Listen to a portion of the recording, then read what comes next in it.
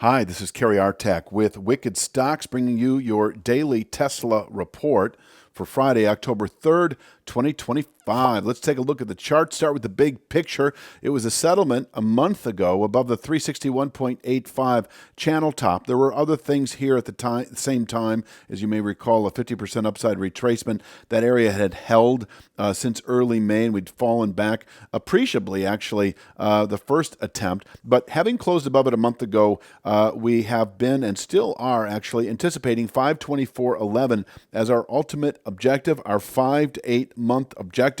We are a month into it, and on Thursday, I'm just guessing here, we're 60% of the way there, maybe 70% of the way there, but we've been testing this channel top at 464.18. And when I say been testing, that was the first time we tested it actually on Thursday. That's the weekly channel top. The daily channel top we tested the day before outright. That was a Wednesday test. So this area amply tested. And as we've been saying, this is the area that kind of makes this 524.11 a 5 to 8 month objective rather than just sort of a 2 to 3 month objective, because in this 464.18 area preceded by today 460.70, we can top out here through October and fall back to new channel support that is just below 361.85. Do I show it anywhere? Yes, I do, right here, 349.93 and climbing. So, this area in reach. In fact,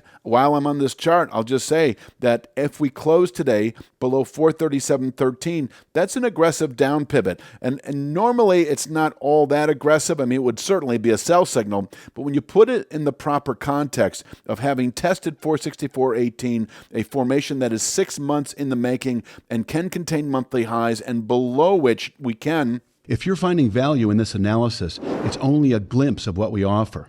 Your real trading edge starts at wickedstocks.com. Each week, premium members receive 2 high-probability stock picks.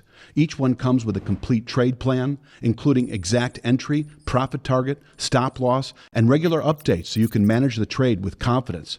You'll also get daily video analysis in the top traded markets, the SPY, the Triple Q, and NVIDIA, highlighting the key price levels, trends, and trade setups we're focused on. Whether you're day trading or swing trading, these insights help you zero in on the highest quality opportunities with clarity. Try it all free for 5 days. Cancel at any time. Fall back to 361.85, as I've been saying now for the last few weeks. If we were to close today now below 437.13, I think that is the beginning of that move. And if you've yet to sell this market short, as we pushed into the low 460s over the last couple of days, you can sell on weakness with a settlement today below 437.13. And then I think we've got an aggressive sell signal. I can show you some of our targets here. 402.97 would become, with present volatility, a 3 to 5 day objective. This could also take the better part of 2 weeks with a more reduced volatility, which could happen. But, closing below 437.13, 402.97 expected within a full week of activity.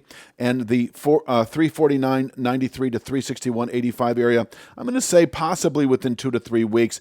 But 3 to 5 weeks, I still think is the likelier outcome. So closing below 437.13 is a sell signal. No good reason to be long Tesla if your time horizon is anywhere from 3 to 5 days, where we're anticipating 402.97, to 3 to 5 weeks, where we would anticipate 349.93 and rising, converging actually with the significant 361.85 formation over the next couple of weeks. And that is kind of the big picture.